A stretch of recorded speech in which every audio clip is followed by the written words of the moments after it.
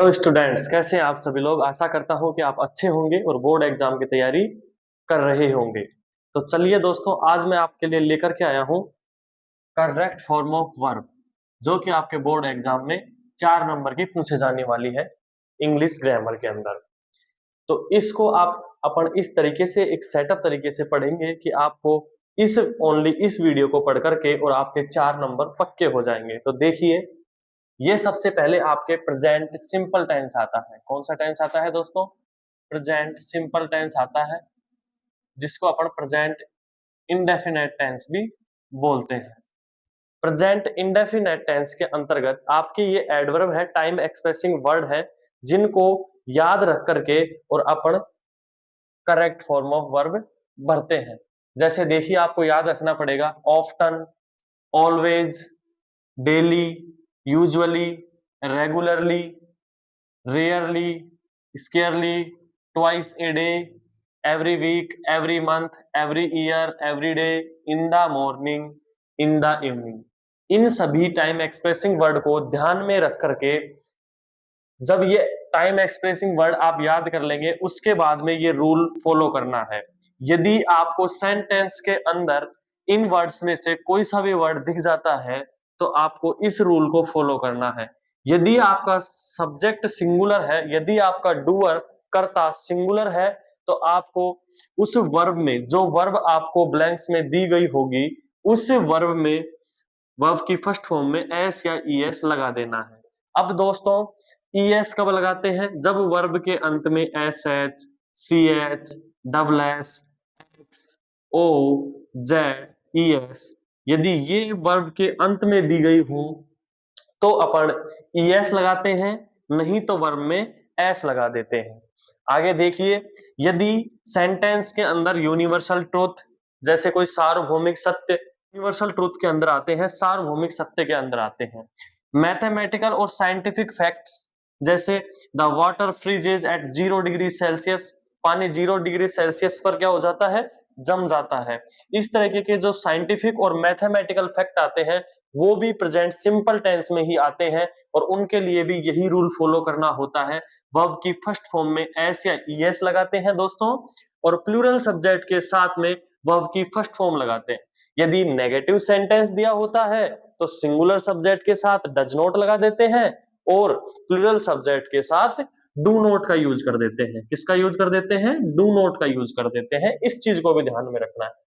आगे देखिए, यदि आपको सेंटेंस के अंदर at this time, at this moment, these days, at present, now, look, listen, continuously, today, now A days, यदि इनमें से कोई सा भी वर्ड आपको सेंटेंस के अंदर दिखाई देता है, तो आप उसमें ये रूल फॉलो करेंगे, ये रूल अप्लाई करेंगे।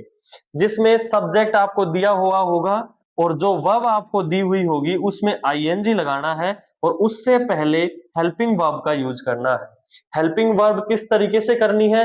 यदि आपका सब्जेक्ट सिंगुलर है, यदि आपका सब्जेक्ट सिंगुलर है, तो उसके साथ इज लगा करके वर्ब की फर्स्ट फॉर्म में आईएनजी लगा देंगे। यदि आपका सब्जेक्ट आई है, आई के साथ में हेल्पिंग वर्ब के रूप में एम लगाएंगे। और यदि आपका सब्जेक्ट प्लूरल है, बहुवचन है, तो आपको वर्ब के रूप में, हेल्पिंग वर्ब के रूप में आर को लगाना है, और वर्ब की फर्स्ट फॉर्म में आईएनजी लगाना है। कब लगाना है दोस्तों? जब आपको ये टाइम एक्सप्रेसिंग वर्ड दिए हुए हो। आगे नेक्स्ट देखिए, जैसे कि आपको सेंटेंस में जस्ट मिल जाए, already, recently, lately, ever, never, yet, so far, till, till now, just now. यदि आपको सेंटेंस के अंदर इनमें से कोई सा भी वर्ड देखने को मिलता है, तो आपको जो ब्लैंक्स दिया गया होगा, उसके अंदर हैज या हैव प्लस में वर्ब की थर्ड फॉर्म का यूज करना है। अब सर, हैज कब लगाना है और हैव कब लगाना है? जब आपका डूअर, कर्ता, सब्जेक्ट सिंगुलर हो, जब कर्ता क्या हो? सिंगुलर हो, तब आपको हैज का यूज करना है। और जब आपका कर्ता डूअर क्या हो? प्लूरल हो, क्या हो? बहुवचन कर्ता हो, तब आपको उसके अंदर हैव का यूज करना है और वर्ब की थर्ड फॉर्म लगानी। इस तरीके से आपको देखना है। अगला है यदि आपको सेंटेंस के अंदर since, for, all plus time दिख जाए तो वहां पर आपको रूल अप्लाई करना है, हैज या हैव प्लस में बीन, वर्ब की फर्स्ट फॉर्म में आईएनजी का यूज करना है। अभी मैंने जस्ट आपको बताया यदि डूअर सिंगुलर है, कर्ता एक वचन है, तो आपको हैज का यूज करना है, और जब कर्ता बहुवचन दिया हुआ हो तो आपको हैव का यूज करना है बीन लगा करके, और वर्ब की फर्स्ट फॉर्म में आईएनजी लगाना है। इससे आगे देखिए आपका नेक्स्ट रूल है, यदि आपको सेंटेंस के अंदर टाइम एक्सप्रेसिंग वर्ड जैसे कि yesterday, once day, once, ago, that day, has soon as, ध्यान रखिए एज सून एज के दोनों तरफ वर्ब की सेकंड फॉर्म का यूज किया जाता है, जो कि मैंने आपको अलग से लिखा हुआ है। आगे देखिए last week, last month, last year, the other day, in 2003, जरूरी नहीं है 2003 ही आए, पास्ट की बैक डेट कोई भी आ सकती है, कोई भी ईयर आ सकती है, वहां पर आपको पास्ट सिंपल टेंस का यूज करना है, और पास्ट सिंपल टेंस के यूज में आपको सिंगुलर सब्जेक्ट के साथ वर्ब की फर्स्ट फॉर्म लगानी है। सिंगुलर क्या, यदि सब्जेक्ट कोई सा भी हो, यदि जो आपका सेंटेंस है वो यदि आपका सिंपल सेंटेंस है तो उसके अंतर्गत आपको वर्ब की सेकंड फॉर्म लगानी है, चाहे सब्जेक्ट सिंगुलर हो चाहे सब्जेक्ट प्लूरल हो। उसके बाद में यदि आपका सब्जेक्ट सेंटेंस नेगेटिव है तो आपको डिड नॉट का यूज करना है और वर्ब की फर्स्ट फॉर्म लगानी है जब सेंटेंस नेगेटिव हो। उसके बाद में आपको देखना है यदि सेंटेंस में वेहन दिया गया हो तो इसके left side was were plus verb की फर्स्ट फॉर्म में आईएनजी लगाया जाता है और इस तरफ वर्ब की सेकंड फॉर्म का यूज किया जाता है। नेक्स्ट आपको देखना है यदि सेंटेंस के अंदर आपको एज सून एज देखने को मिलता है तो एज सून एज के दोनों तरफ वर्ब की सेकंड फॉर्म का यूज करना है। एक वेहन के साथ साथ वाहिल का भी ध्यान रखना है।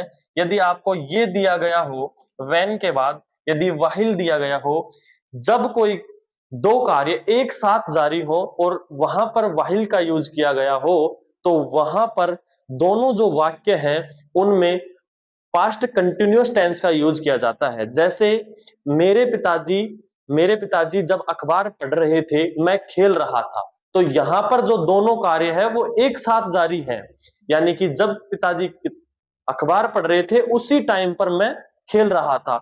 तो दोनों सेंटेंस के अंदर पास्ट कंटिन्यूअस टेंस का यूज होगा और पास्ट कंटिन्यूअस टेंस में वाज या वर प्लस वर्ब की फर्स्ट फॉर्म में आईएनजी लगाते हैं। वाज कब आता है दोस्तों? वाज एक तो आई के साथ आता है और उसके अलावा सभी सिंगुलर सब्जेक्ट के साथ वोज का प्रयोग किया जाता है और सभी प्लूरल सब्जेक्ट के साथ वर्ब का प्रयोग किया जाता है। आपने देखा कि यहाँ हैड प्लस V3, यदि बिफोर से पहले हैड प्लस V3 का यूज कर रखा है तो यहाँ वर्ब की सेकंड फॉर्म आएगी। जैसे कि एग्जांपल समझे कि the patient had died before doctor came, doctor के आने से पहले मरीज मर चुका था। तो ये एक पास्ट परफेक्ट टेंस का एग्जांपल है।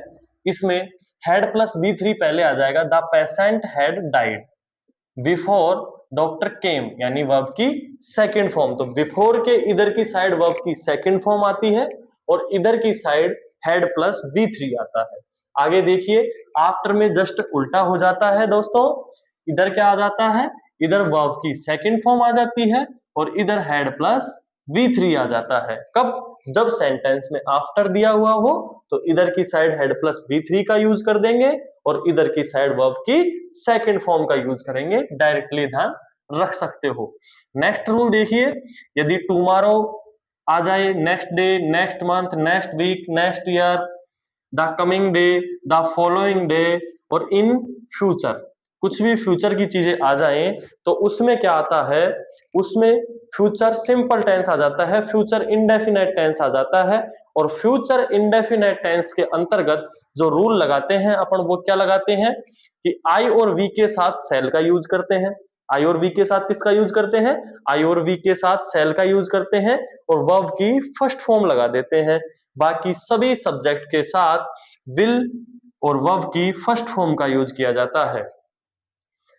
नेक्स्ट देखिए, एट दैट टाइम आ जाए, एट दैट मोमेंट आ जाए और जो भी फ्यूचर टाइम आ जाए इनके साथ में, तो वहां पर विल सेल, अब सेल किसके साथ, आई और वी के साथ सेल, बाकी सभी सब्जेक्ट के साथ, सभी डूअर के साथ क्या लगेगा, विल लग जाएगा, और यहां लगाएंगे बी और वर्ब की फर्स्ट फॉर्म में आईएनजी लगा देंगे। ये एक अगला नियम है।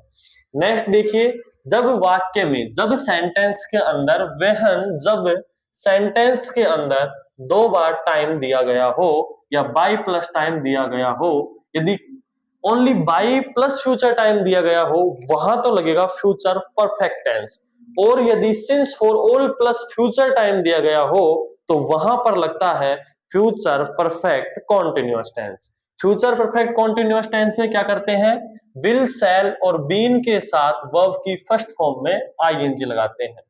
तो ये सभी मैंने आपको जो टाइम एक्सप्रेसिंग वर्ड बताए हैं, इनको आप ध्यान में रखते हुए आपके 4 मार्क्स जो कि बोर्ड एग्जाम में आने वाले हैं उनको कंप्लीट कर सकते हैं।